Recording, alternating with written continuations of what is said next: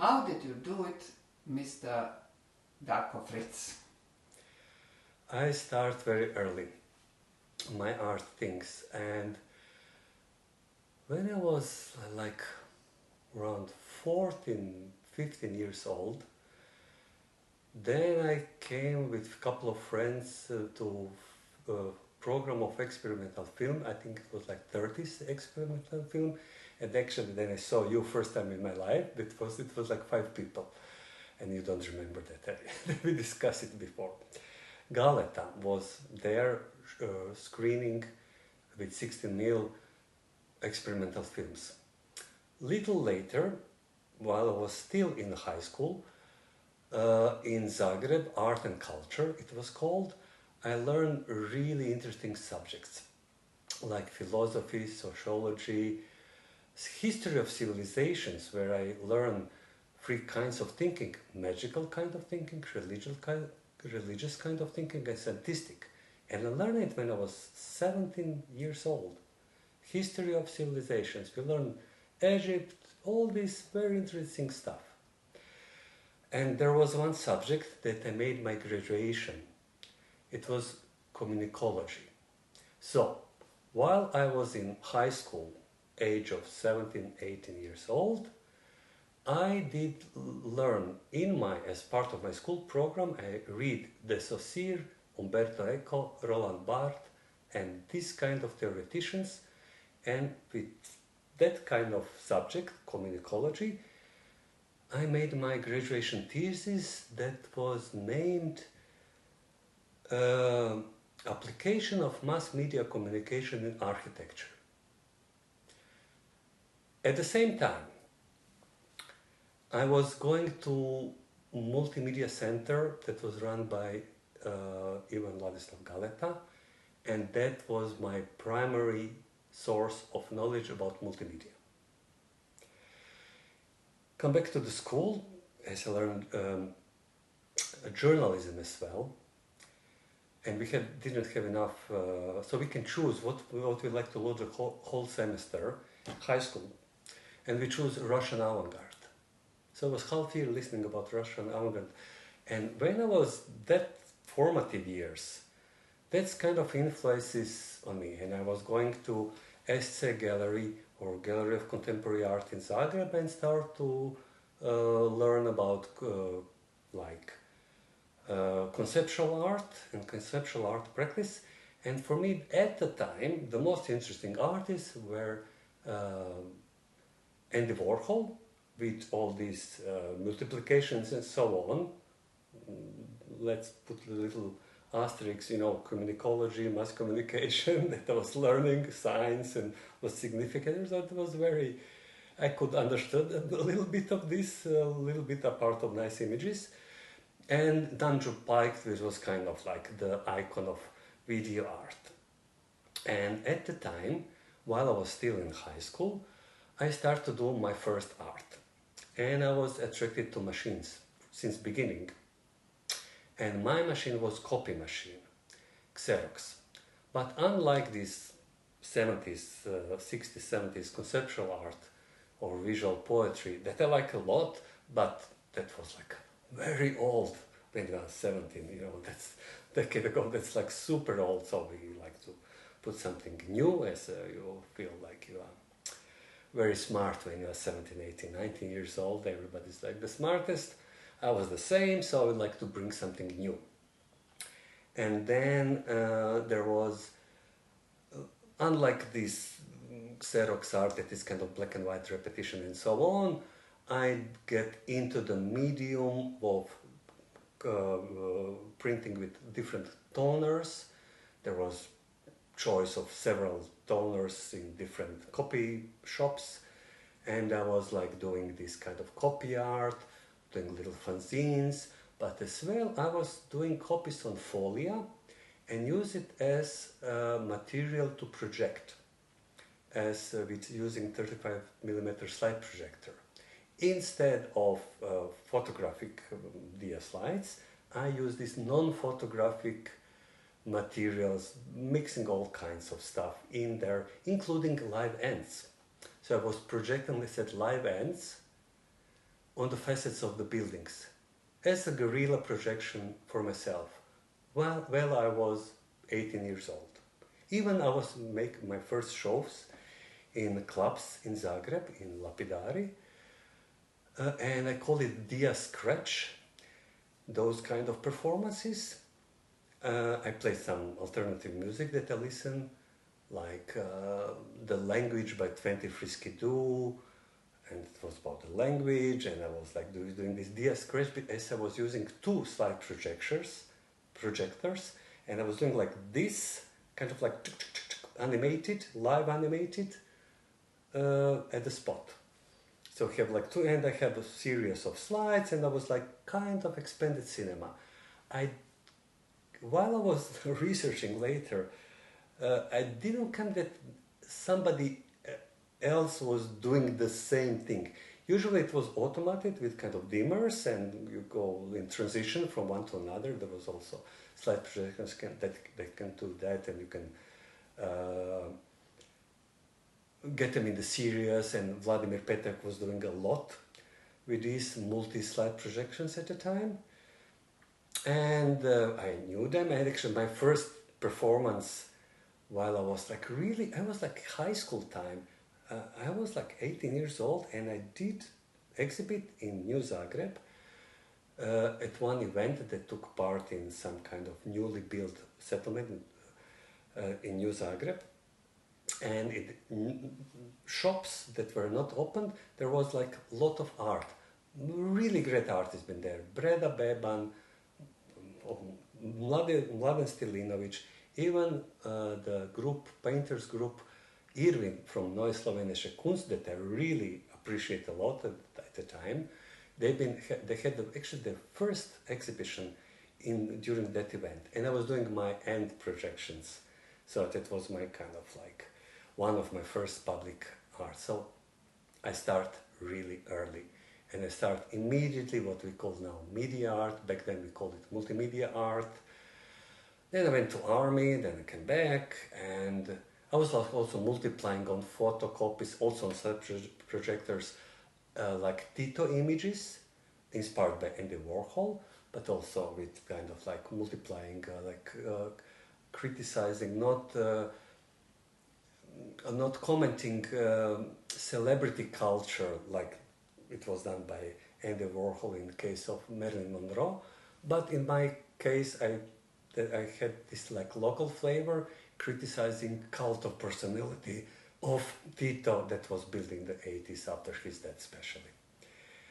So that was kind of, I never exhibit those work. Once I was applying with in fine art context for Salon of the Youth, and it was rejected.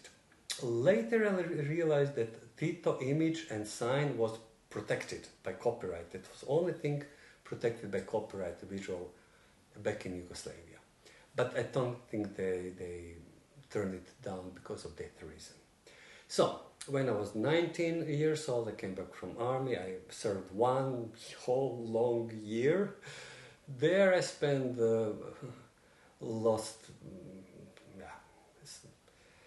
terrible experience. Anyhow, I learned that I'm living in my little bubble of alternative people, listening alternative music, and that's what I learned, that I'm living in a bubble there when I faced the real world and people from Yugoslavia all the time. When I met my buddy from generation, Ahmed, and my buddy soldier, and he told me that when he'll come back from the service, that he got married and that his parents pay 40, or I don't know what's the number, ships to buy his wife. That, and he was my buddy, that let me think about my privileged position living in Zagreb, surrounded by, because that was a real life. It was not somebody abstract, it was my buddy Ahmed, that I share everything I did share with him in that army service. So that was a little bit of coming back to down to earth moment. Okay, when I came back, I start to do my art again. I enroll studying architecture, but quite soon it showed up that's a little bit too hard for me because this higher mathematics that I kind of didn't even learn in high school, that was like really difficult from somebody from like humanitarian background I came from, and interest and knowledge, so I kind of like was very bad student of architecture, and started to do my first art group with Varia Orlic. We had a performance in Neue Galerie in Zagreb, very established place since 70s with conceptual art. And after Vladimir Gudac, curator of the gallery, that's another person that I learned a lot because of this. So with Galata, with Gudac, with these older colleagues, that's the way you learn the stuff. Nobody told this stuff on Art Academy. They never even mentioned conceptual art. By the way, that's why I did enroll architecture, because at the Art Academy at the time, talking about 1985, there was not a single professor that will mention contemporary art and conceptual art. And for me, conceptual art was, think of the past from the 60s and 70s. And as such, I said, I'm nothing to learn there. And as you can figure, I knew what I was about. And that's what I'm doing all my life, actually. Because I don't like to waste my time there. I go for was the closest, the Faculty of Design, Graphic Design, because I was in graphic design as well, interested. Nobody, didn't exist. And architecture was the closest one, because I was interested always in space. I always considered the space as part of my interest, and that's constant in all my work. Media space, including dislocation and so on. So this group, that was this 1986 performance with Varia Orlic, a dancer. Our name of our artistic group was Zodiac R for Jervil K, which is anagram of our two names, of our names. And we've been very discussing and also using in that performance text by William Burroughs. We like cut-up technique, that was our consider at the time.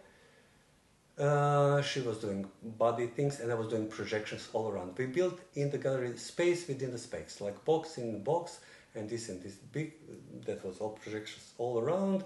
That was kind of fake floor that she kind of cut with the scissors and do some, okay, it was called peep show, because people could peep with this inside box through the little holes, and that recalls this kind of setup of, for sexual workers, peep show, and we call it, that was the name of performance. Little later, I was collaborating with other artists with one interesting project that was pioneering using of digital technology, because previously it was all analog. Cathedral project, Catedrala, made by 5 authors in 1988. It was performed in February 1988, 3 nights in a row, every night twice, total of 6 performances. And it was performed on anniversary of the death of Andy Warhol. It's a very, very complex project.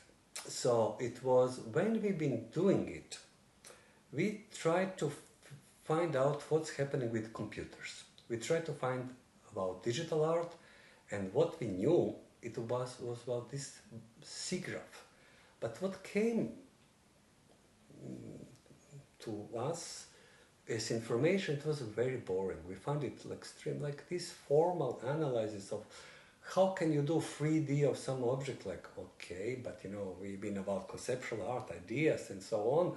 These formal technical things that was not part of our interest. And this group was mix of what we will now call interdisciplinary team. Boris Bakal, theater director, Stanko Juzobji coming from sound production and music composer, Ivan Marušić Cliff, he was I think 18, so I brought him there, and that was his first public appearance, and we kind of commissioned to him that he made as a kinetic object, as he was back then doing kinetic objects, like things moving by some strange mechanisms, all mechanical, all analog. We kind of commissioned to make a reinterpretation of Marcel Duchamp staircases, new declining staircases, and he done this beautiful moving kinetic object for that. And there was Goran Premec, computer programmer, and me. And that was kind of, back then in 1988, that was kind of statement that we name computer programmer on equal level as we are artist, and not listed as some kind of technical support or something. And it was kind of, for me, we knew it at the time, okay, let's put him like up front. And we have now unlocked more than 20 collaborators. It was a very complex project.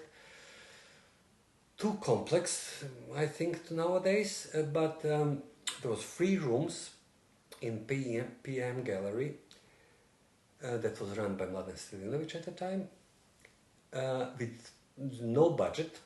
And we had a lot of sponsors, like Emu Sounds.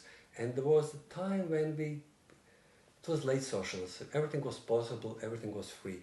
We kids come to some factory of semiconductors, and we said, you know, these things that you in the toilets, that kind of like kind of wireless sensors, you know, when you flushing the toilets, can you give us a little bit of this? And they made it. They made it for us, and they gave us for free. To use such a sensors, now we can see in every museum triggering every like power on and off on every installation. Back then, I don't remember a single art used in artwork of such sensors. So we used that to register the movement of the people through the free, and that was audio and video links, closed circuit TV, but also closed circuit audio. And we named 3 rooms after like Mussorgsky, Kandinsky, and Beuys. Mussorgsky made composition pictures from the exhibition after seeing architectural drawings. Then Kandinsky in 1927 in Bauhaus made multimedia performances, pictures of the exhibition. And then we asked these decades later, what can we do now? If Kandinsky made in 27 multimedia performance.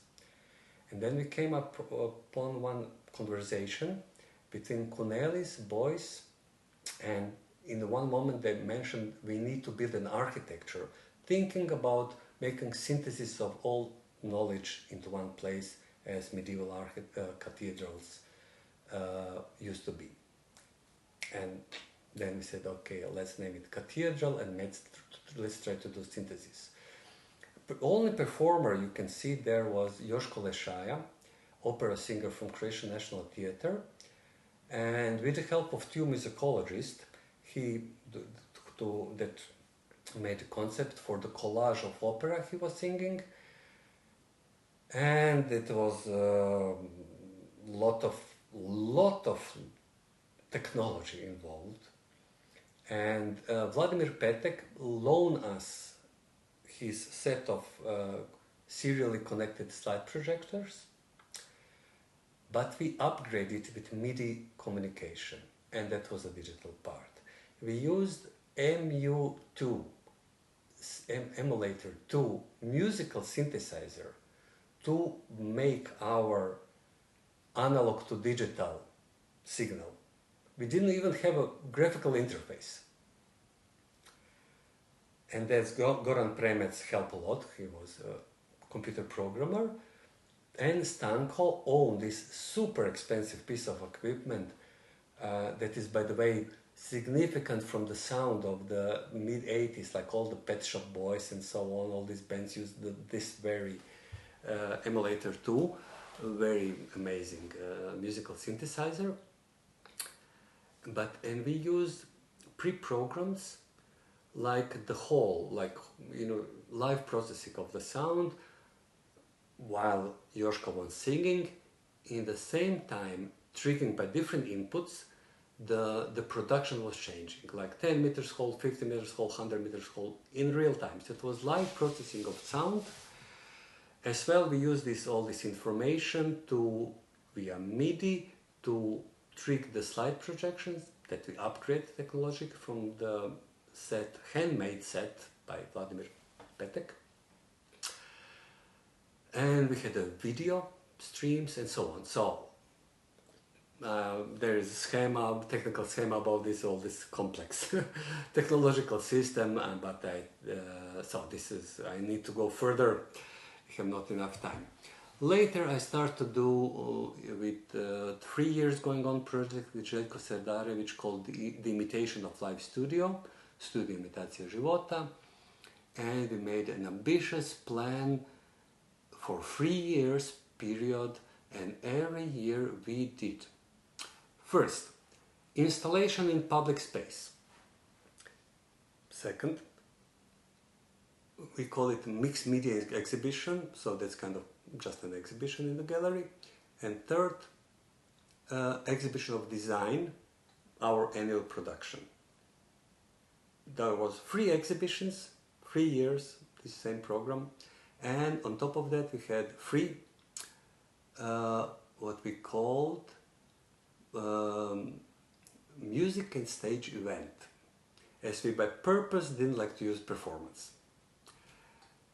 And we use this kind of retro, kind of also imaginary and aesthetics, and questioning the time and identity. So that was, by the way, a lot of queer stuff in there, because Željko is gay, and we had about these transitions, about fluid genders topics that everybody overlooked because it was maybe too early, and now I don't know, there's all this queer theory and stuff, hardly anybody touched it. But also we've been very conscious about media. So, by the way, of this queer stuff, we open our performance. It actually was audiovisual performance now that we're gonna call it. Željko was playing piano live, electronic matrix, our music, everything was played, and I was operating all kinds of projectors, sometimes 20.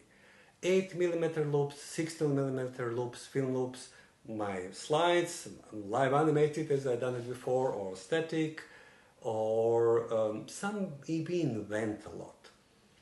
So, one invention I could. So, we somewhere over the rainbow, we perform as intro, playing backwards. So it's also about this gender thing, and rainbow and so on, transitions and fluidity.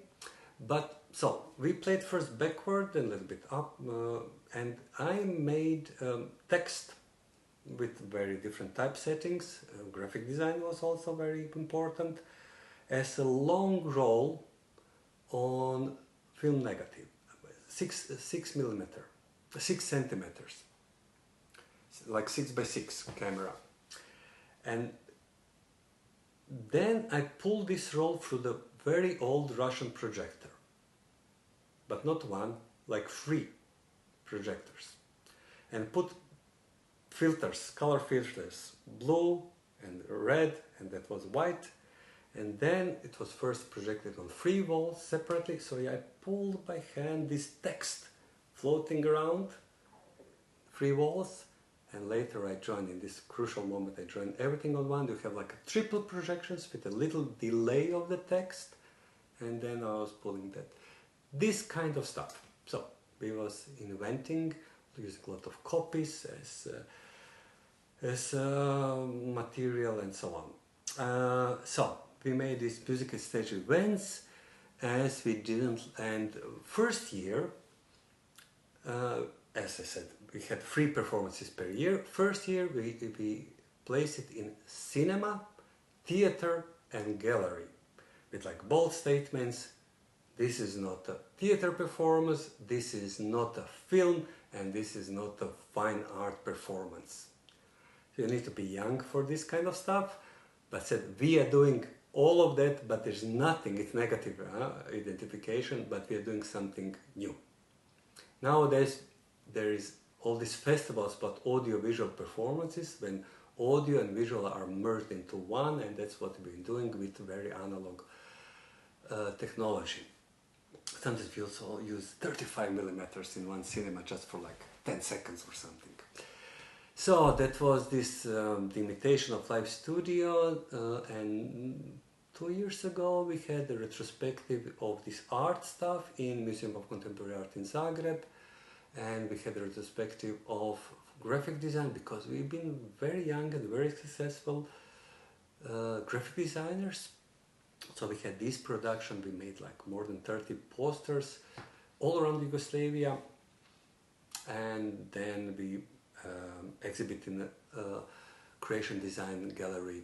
There was another retrospective, there was split retrospective in 2 places. So that was the imitation of live studio, and I'm still in 80s and need to hurry up.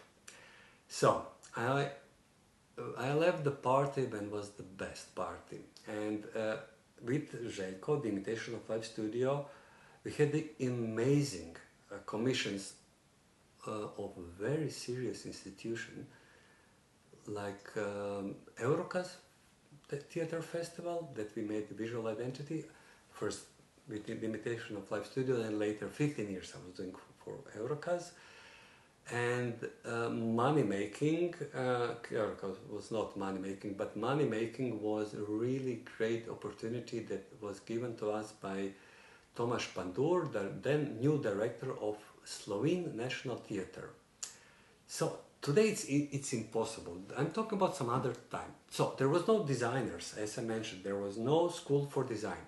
So it was possible that 2 kids, we've been like 21, 22 years old. Željko is old. And it was possible that such a little avant-garde art design group get a commission to have visual identity for a like really huge national theater. You know, I'm talking about like opera and all these big ensembles, like huge building, high budget shows. And Tomaž Pandur, unlike other commissioners that will give us more, save some money, he said like more. I said, great. So we set up those really new standards in graphic design in Slovenia. Huge posters made in color, in offset, that was very expensive at the time. Not little theater programs, but we made a free magazine for every performance. It was like really great to do Shakespeare, Hamlet, Faust, and this kind of projects for National Theatre. So that was great, and with that money we finance our art. That was the way of financing. You earn the money by design, you spend it on art, and we get the possibility of getting some sponsors. That's how we do it in 80s. It's tempi passati. Now it's something really different. So in 1990 I went to Rijksacademie van Beelden en Kunsten in Amsterdam because, as I was not a good student of architecture, and I left this study, and kind of I would like to go to some school and actually explain to myself and others as well, because somebody asked me, what you're doing, you're not a painter, you're not there's a video art. It was the closest somebody can get when I was trying to, what I'm doing in multimedia art. It was really, and to make a long story short, in Rijksacademie they had media art department. When I saw this, I said, yes, finally. 1990, very few schools in the world had this. Back then, it had nothing to do with computers. It was all but not traditional media. So not painting, not sculpture and so on. So back then, most it meant if somebody made installation in space, if somebody used photography in artwork, if somebody used video, and they have pneumatic video system, which was great, because in Zagreb it was very hard to get the video equipment. And to do something, we made few videos. Also, we record our, in the Imitation of Life studio, record our performance, which is great. It's one of the few rare documentation of that quite rich scene from the Zagreb, but other people didn't really document it. So we document on video and Cathedral and the Imitation of Life studio and so on. So it was this notion to make an archive. Actually, I had it since early, as I was, as I'm educated archivist from my high school, by the way. So in 1990 came to Amsterdam. The war broke out a year later and then changed everything, unfortunately. But if we are talking about media art, then I was in the right time, in the right place, because Amsterdam was booming international scene for what I was all about media art. And then beginning 90s, we've been waiting for World Wide Web to come, and we've been all ready because so I was early user of internet as a video artistic, as a young and ambitious with all these things that I achieved back in Yugoslavia. Then I thought, like in '84, oh, that will be so easy to achieve some more complex stuff, but it wasn't so much possibility to be a young artist in Netherlands, where everything have its own time and place. There is no way that 21-year designer will get a visual identity of Holland Festival, which is equivalent maybe of this, or National Theatre. He can be genius, or she. There's no way. There's a time, place. And by the way, if this young artist, designer get ill, who will do it?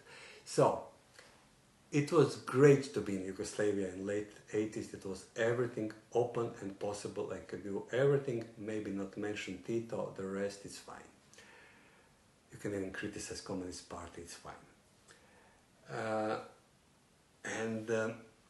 So, I was also like little coming back to ground myself to Netherlands, that I'm just a student there. It's not that easy. You cannot approach factories anymore so easy and ask somebody, can you give me your shop window for a month? You know, you'll have zero money. You don't even mention that, as I was doing that in Zagreb. Like with public installation, 9 shop windows was given to us for free. To make our installation using commercial shop windows. I mean, we done it in 1989, but it was something like that to make it in Amsterdam. Doesn't work really easily. You need to have some really big institution and years of works.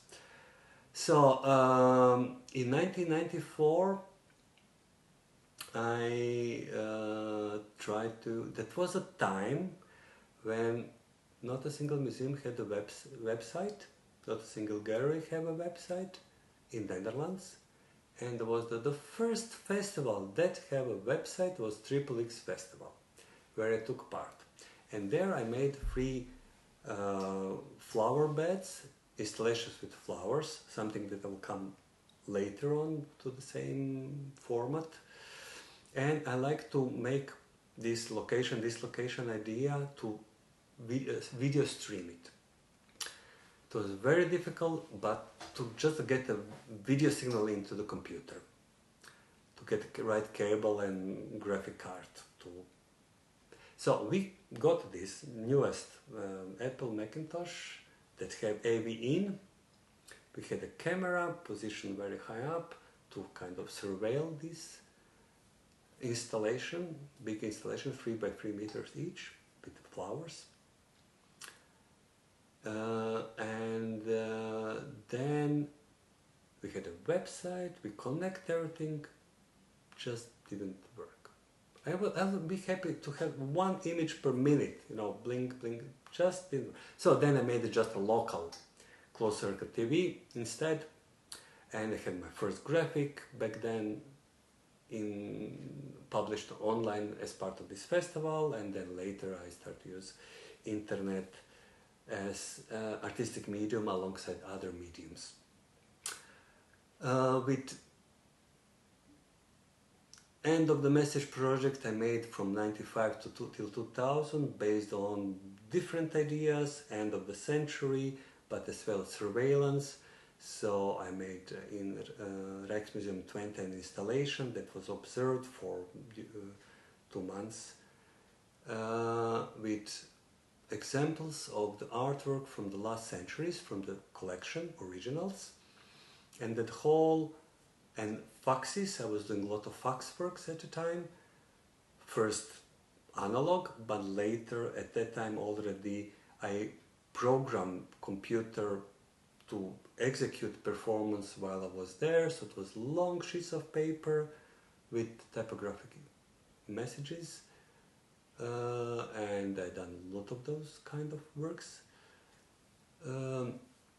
And there was this one free fax machines was during the opening in Rijksmuseum Twente within this environment of installation, showing the letter design messages 3 meters long each, with text that read no value, value on, end of the message.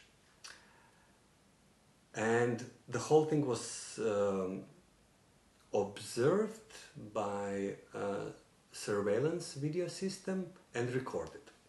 Out of this material I made a video, 1 hour video for Park 4D TV, great artist program, late night on cable TV in Amsterdam, 1 hour long, with no narration, kind of TV as a wallpaper idea. And then I made for them this 1 hour piece out of this surveillance camera material with the time code and so on, with time compressions, time lapses, and all these surveilling video techniques. As well as I distilled some photos of the portraits that get close to the system. Those kind of artworks I exhibit in very prestige museums, along some really big names like Andres Serrano or some big names, big museums. And it was kind of lucky few years that was in this kind of like super established environment with big serious catalogs and in this very serious institutional frame. And that was a time when new media was merged with photography, non-photographic use of photography. So like Cindy Sherman was one of those, Richard Prince, and this kind of artists using photography, not necessarily photographers in traditional sense. It was merged and still open to exhibit those new media works, and first CD-ROMs also that was presented in those exhibitions in '95 with beautiful title, From Wunderkammer to Cyberspace. That was the title of the show, curated by Bas Froche in 1995. That's the first installation with initial work of End of the Message, then I made in 7 phases up to 2000. So I made these kind of long-term projects that when I put one subject and then trace it around bit by bit from different angles, and when I feel it's ready, I said, okay, this is done. Sometimes it's going organically, sometimes it's going very pre-programmed, those kind of activities, and some of these activities are still open. So I made this kind of like space equals space projects where I'm reacting with video, real-time image on architecture, site-specific always, or time is money, where there was an action in 2000 in Zagreb where I regulate a real tram traffic, which circled around roundabout in one public square in Zagreb, and it had the destination instead of number and destination. It was signs of dollar and clock, and like time is money. It was also the sound, time is money, time is money. And then I made a series of other works in other media's portfolio of print and so on under that subject. Then in beginning 2000, I come back to flower installations. I made a series of artworks on internet error messages. So in 2003, there was the first one, I think, from that series, 404 file not found, made as 20 meters long flower bed in Zadar. And there was a series of this kind of artworks, including 204 no content made of cacti, 2000 cacti in the desert in Fuerteventura at Canary Islands. There is a desert. And volcanic lava and cacti were only materials. Volcanic lava very dark and very nice for graphical look, because it's cacti are very bright and it was perfect background to have it nice visual image. But also that lava is there because of functionality, because during the night it collect the water from condensate the water from the air, because there is desert and sometimes couple of months without the rain. So that kind of material, always local, always respecting climate and not superimposing my aesthetic values, but working with local experts where all these horticultural units were set. So that was 2000, more than 2000 cacti. Every cacti was a pixel and it was kind of low-res screen in the middle of the desert with no audience, and that kind of things, interesting me. And still working nowadays. I'm about to conclude now, and I'm still doing this kind of different subjects for a couple of years. Imaginary future are my last two projects. One is about urban development of New Zagreb, where I made experimental film, but also interactive computer installation, and series of graphics and video works and so on. Another one, again, imaginary future, but now tourism, about one non-realized touristic settlement designed by Ricardo Porro in 1972 for Karlsruhe Island, but never realized, and then remade it in virtual as VR installation, as well experimental film and some other art objects.